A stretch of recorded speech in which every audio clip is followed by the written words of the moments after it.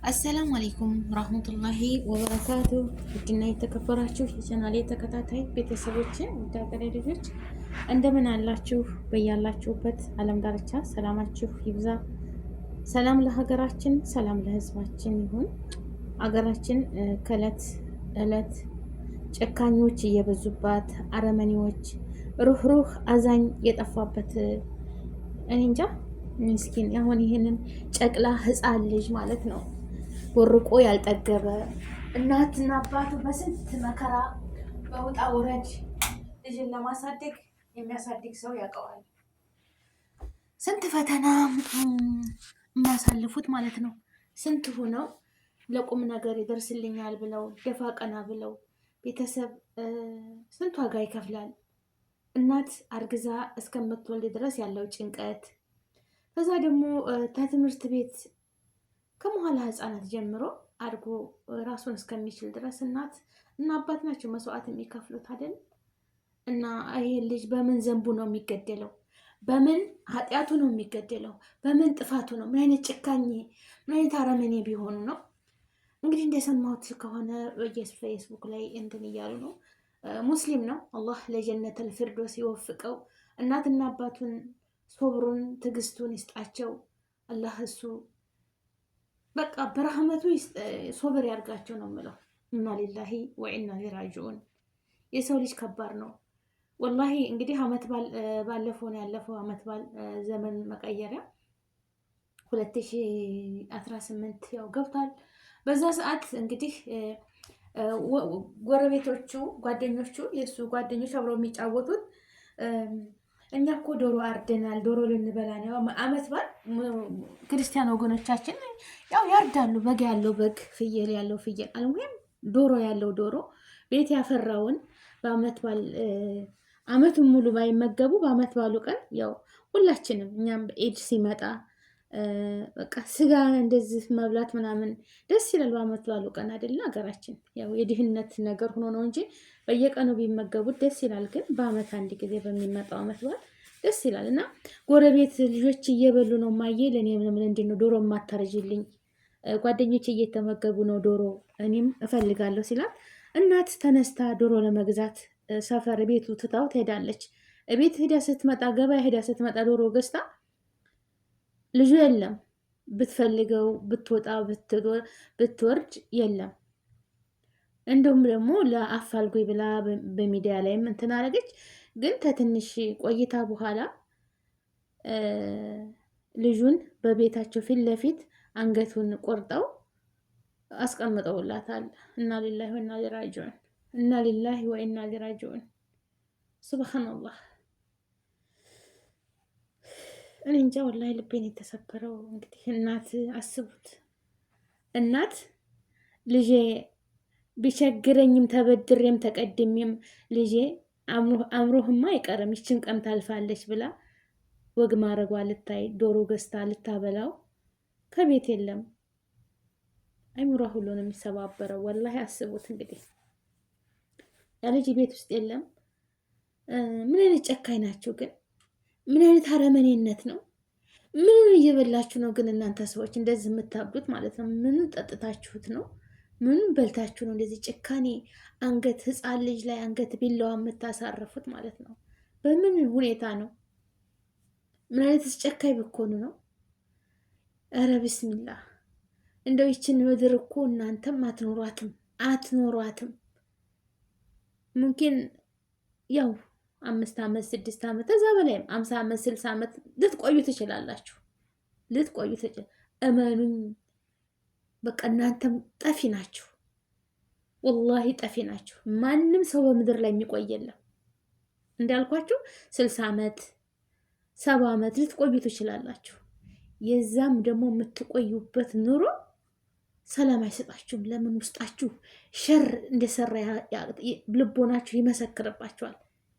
በቃ የሰይጣን እኩያ ናችሁ። ሰይጣን ታውቃላችሁ። ሰይጣን የያዘው ሰው በነገራችን ላይ ፈጣሪውን የማያመልክ ፈጣሪውን የማይፈራ ሰው ምን ይፈራል? ጠይብ በዚች ምድር ላይ የፈለገውን ነው የሚያደርገው እኮ። አንድ ሰው እኮ ከኃጢአት የሚቆጠበው ፈጣሪ ያየኛል፣ ፈጣሪን እፈራለሁ፣ ፈጣሪ እንዲህ ያደርገኛል ብሎ በልቦናው ሲያስብ ነው። ሞትም መኖርም እንደሆነ የሚያውቀው። አለበለዚያ ፈጣሪውን የማይፈራ ሰው ፈጣሪውን ምን እንደሚያደርግ የማይረዳ ሰው ምንም ሊፈራ አይችልም። ምንም ሊያስብ አይችልም። ሁልጊዜ በደል ነው፣ ሁልጊዜ ወንጀል ነው። ሁልጊዜ ግን አገራችን ላይ ያለ አረመኔዎች ሰዎች አላህ እጃችሁን ይስጣችሁ። ቢስሚላ እረ ስንቱን አሳለፍ ነው ወላሂ። እንግዲህ አዲስ አበባ ነው የሚኖሩ ነዋሪ ናቸው። እንግዲህ ኮንዶሚኒየም ቤት ላይ ነው የሚኖሩት። እዛ ትትመጣ ልጇ የለም ተከራይተው እየኖሩ እንግዲህ እናትና አባት ስንት ውጣና ውረድ ብለው በቃ ይከብዳል፣ ወላሂ ይከብዳል። እኔ ምን እንደምላቸው አላውቅም። ዛሬ ጊዜ እኮ ጎረቤት ጠብቁልኝ ብሎ ነው እናትና አባት ገበያ ሲሄዱ ለቅሶ ሲሄዱ ወላሂ። አለበለዚያ ጎረቤት ትተው እናቶቻችን በር እኮ ቆልፈው ተሄዱ በር ላይ ቁጭ ብለን ማንም የሚነካን የለም ወላሂ። ጎረቤት አስተኝተውን እንቅልፋችን ተመጣ። ሁላችንም እንደዛ ነው ያደግነው እኮ መቼም ሁላችንም ህፃን ሆኖ ያላደገ የለም። ሁሉም አድርጎ ነው እንደዛ ጎረቤት አንዱ ቤት አንዱ ቤት። አሁን እኮ ጎረቤትም ማንም በቃ እኔ እንጃ ከየት ምን አይነት ሰይጣን ሰዎች ናቸው እንደዚህ። ምን አይነት አረመኔ ነው። እናትየቱ ዶሮ ልታመጣ ስክር ያው ሂጂ አምጪ፣ ግን ልጅሽን ታርዶ ነው የምታገኘው። አንቺ ዶሮ ስታርጅ ልጅሽ ይታረዳል ብለው አስበው እንደዛ አቅደው ዶሮ ልትገዛለት እማዬ ስጋ ፈልጋለሁኝ፣ ጓደኞቼ ስጋ እየበሉ ነው። በነገራችን ላይ ልጅ ያለው ሰው በቃ ሁሉን ነገር ጎረቤት ለኢድ ለአመት በዓል ምናምን የሆነ ነገር ልብስ ሲቀይሩ በግ ሲያርዱ እማዬ ለምንድን ነው ለእኛ ቤት የማይታረደው? ልጆች ናቸው ብዙ ነገር ያሰቃያሉ። እናት ግን ተበድራም ተቀድማም ልጄ ነገ ጧት በቃ የአእምሮ ችግር እንዳይኖርበት ነገ በቃ እኔም በላን እንድል እያለች ብዙ ነገር ታደርጋለች። ግን የችግሯን የምታውቀው ራሷ ብቻ ናት። እናትና አባት ነው። ልጅ ካመጣችሁበት አምጡ አርጉልኝ ነው የሚለው አይደል? ያን ኑሮ ለማሸነፍ በዛሬ ጊዜ ኑሮ በተወደደበት ደፋ ቀና ብለው የባስ ጨለማ ውስጥ ቤታቸው ውስጥ ማስገባት እኔ እንጃ ምን እንደምል አላውቅም። ብቻ አገራችን ከእለት እለት የምንሰማው ጭካኔ፣ አረመኔነት፣ ሰውን በቃ ቤት ማቃጠል፣ መስጅድ ማፍረስ፣ ቤተ ክርስቲያን ማፍረስ፣ ሰውን በካሜራ ፊት ለፊት አድርገው መቀጥቀጥ፣ ሰና ህይወቱ በቃ ዘግናኝ። ምን አይነት ልቦና የሰጣችሁ ወላሂ። እኔ ዶሮ ሲታረድ አልወድም፣ በግ ሲታረድ እኔ ይስቁብኛል። በአላህ ተውት እያልኩ እያለቀስኩኝ ሌላ ቦታ ነው ወስደው። እኔ ባለፈው ሀገር የተሳፈር ቤት ውስጥ የሆነ ሰደቃ ዱዓ ለመሳኪኖች ለእኔ ቢጤዎች ምግብ ላበላ ብዬ በግ ምናምን ሲታረድ አሳዘን አልቅሼ ልሞት። በቃ ተውልሻለሁ ሲለኝ ወንድሜ ሌላው ዘወር ስል ነው እንደገና መተው ያረዷት። ልቦናችሁ እንዴት እንኳን የሰውን ልጅ ያህል ማለት ነው። የሰው ልጅ እንኳን ሞቱ እኮ እንቅልፉ የሚያሳዝን ነው።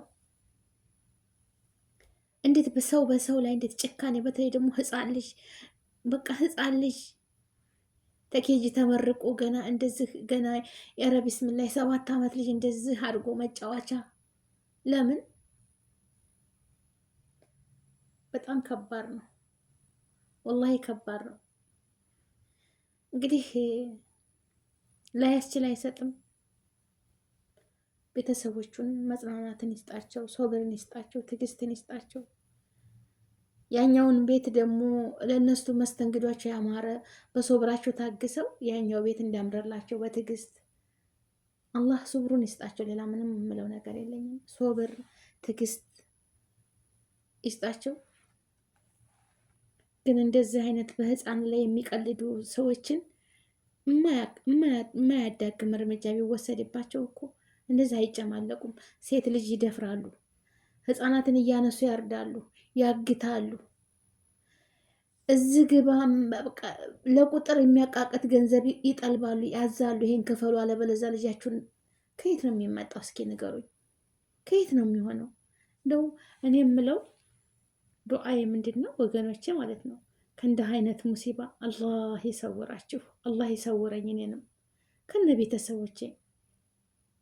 ሁላችንም ልጆች አሉን፣ ሁላችንም። ግን እሱ የፈጠረን ጌታ የሚጠብቀን ይጠብቅልን። ከእንዲህ አይነት ሙሲባ ከአረመኔዎች አያገናኛችሁ ወገኖቼ።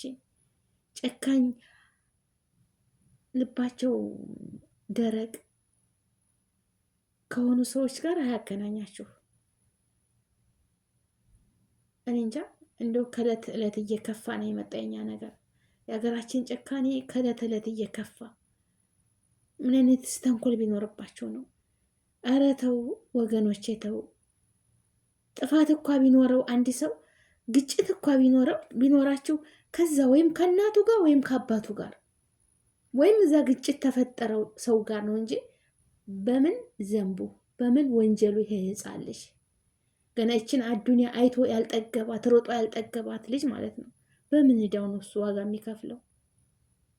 አሁን እነሱ እኮ የሚያስቡት በቃ ልጃቸውን ገደሉ፣ አንጀታቸውን ርር አረጋቸው ነው የሚሉት። ይኖራሉ፣ እነሱም ይኖራሉ። አንተም ሟች ነህ፣ እነሱም ሟች ናቸው። ግን ቀናቸው እስከሚደርስ ድረስ ህመሙ ከባድ ነው። ህመሙ ከባድ ነው። በልጅ አትፈተኑ ወገኖቼ። ማንኛውም እናት ማንኛውም አባት ልጆቻቸው የተሻለ ቦታ ደርሰውላቸው አይተው መኖርና መሞት ነው የሚፈልጉት። እናትና አባት ልጆቻቸው ማንም እንዲነካባቸው አይፈልግም። ማንኛውም እናት ማንኛውም አባት። ግን ትልቁ ጉዳት ሰውን የሚያጠቁት በልጅ ነው። አታስቡ፣ እንደዚህ መጥፎ ሰዎች አትሁኑ። ምንም የምታገኙት ነገር የለም። ይሄ ልጅ በቃ እልሙን ሁሉ አላማውን ሁሉ በቃ አቋረጣችሁት። አበባ አረገፋችሁት፣ እንደ አበባ አረግፍ አረጋችሁት። እንደው አይመቻችሁ፣ በአዱኒያም በአኬራ አይመቻችሁ። እንደው ምድሯንም ጀሃነብ ያርግባችሁ፣ አኬራችሁንም ጀሃነብ ያርግባችሁ። ሰውን የምታርዱ፣ ሰውን የምትገሉ፣ ህፃናትን የምታች እንደ የሰውን ልጅ በሙሉ ታለ ምንም ነገር የምታሰቃዩ በሁሉም ነገር መተትን በሉት መጥፎ ነገር በሉት በቃ ጭካኝ አረመን የሆናችሁ ሰዎች ውስጣችሁን ሰላም ይሳችሁ። እንደው ውስጣችሁን በቃ የሚያቃጥል ነገር እኔ እንጃ። እኔ ሰውን ተራግሜ አላውቅም፣ ግን እንደዚህ አይነት አረመኔ ሰዎች ሳይና ትሰማ በጣም ያሰቃያል። እውነቴን ነው ወገኖችን። እንጃ ቢስሚላ ቀስሜ ነው ስብር ያለው። እናቱ ትታሳዝን። እንግዲህ አስቡት። ያ አላህ ደርሼ መጣሁኝ እዚህ ገበያ ቦታ ዶሮ ገዝቼ ብላ ወታ ስትመጣ ልጇን ከቤት ስታጣው ደግሞ ትንሽ ቆይቶ አንገቱን ለብቻ ሰውነቱን ለብቻ አድርገው ሲሰጧት ምን ከዚህ በላይ ምን አይነት ስብራት አለ? እስኪ ነገሩኝ። ወላሂ ከባድ ነው። እና ወገኖቼ ዱዓ እንዳረግ፣ ሙስሊምም በዱዓ ክርስቲያንን በጸሎት ሌላ ምንም የሚመልሰው ነገር የለም። እኔ እንጃ አንዳንዴ እንደው እኔ እንጃ ሱብሃንአላህ ያ ረቢ። አንዳንዴ የታስበው እንደው አላህዬ ለምንድን ነው ቶሎ መልስ የማትሰጠው እላለሁ። በቃ እኔ ለራሴ ነው ማለት ነው። ለምንድን ነው ፍርዱን ቶሎ የማታሳየው?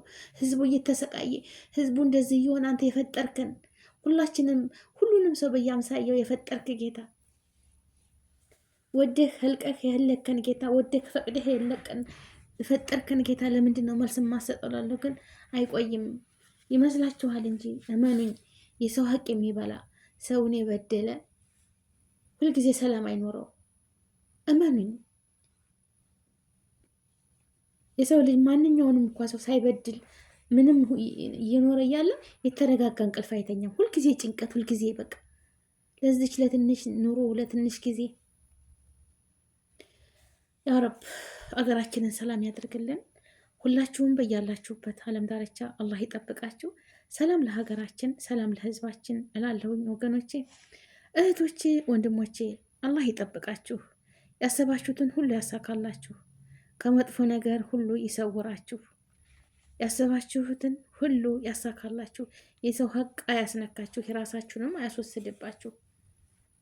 በሰው ሀገር የምንንከራተተው ሁሉ አላህ አሳክቶልን የሰው ሀቅ አያስነካን፣ የራሳችንን የማያስወስድብን ረጅም እድሜ ከጤና ጋር ሰጥቶን ከሙጅሪሞች ከመጥፎ ሰዎች አያገናኘን። ያ ረብ አላህ መጥፎ ሰዎችን በሩቅ ያርግልን፣ ርዝቃችንን ሰፊ ያድርግልን። እህት ወንድሞቼ በያላችሁበት ዓለም ዳርቻ ሰላማችሁ ይብዛ። ላይክ፣ ሼር፣ ሰብስክራይብ አድርጉኝ። ህይወት ይቀጥላል። ለእናት ለአባቱ ሶብሩን መጽናናቱን ይስጣቸው። ሌላ ምንም የምለው የለም። ደግሞ ገዳዩም ተጋይቶ የእጁን ይስጠው፣ አላህ የስራውን ይስጠው። ገዳዩ ይህንን ያደረገ ሰው በአዱኒያ ላይ ስቃይን ይስጠው፣ በአኬራም እዛው አላህ እየሱ እንደሚያደርግ ያደርገዋል። ግን በአዱኒያ ላይ የሚያደርገውን አላህ በገሃድ ለእናት ለአባት ያሳያቸው። ወሰላም አለይኩም።